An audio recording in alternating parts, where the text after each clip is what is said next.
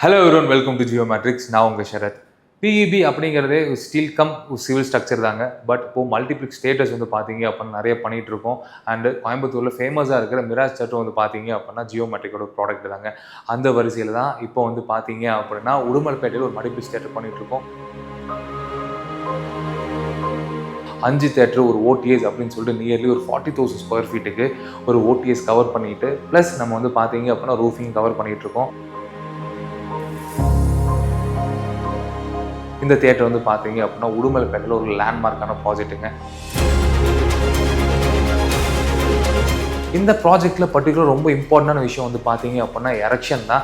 As a sales டீமாக வந்து நமக்கு எரெக்ஷனுக்கு ரொம்பவே இம்பார்ட்டன்ட் கொடுக்கும். எக்ஸிக்யூஷன் டீமை விட சேல்ஸ் சைட்லேருந்தே நமக்கு ரொம்ப இம்பார்ட்டன்ட். ஏன் அப்படின்னா ஒரு 40 ஃபீட்டுக்கு மேலே நம்ம எரெக்ஷன் பண்ண போகிறோம்.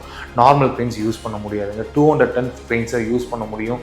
நியர்லி ஒரு 250 டன்ஸ் ப்ராஜெக்ட்டு ஒரு 40,000 square feet 30 to 40,000 square feet ஒரு லார்ஜ் ஸ்கேலில் பண்ணும்போது எரெக்ஷன் வந்து பார்த்தீங்க அப்படின்னா ஒரு ஸ்டாண்ட் அவுட்டாக இருக்கும். Geometrics is not the first timeங்க.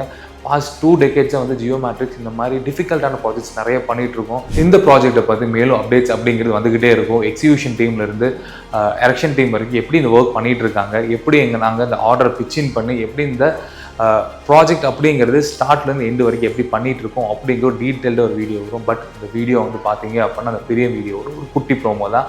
Stay tuned.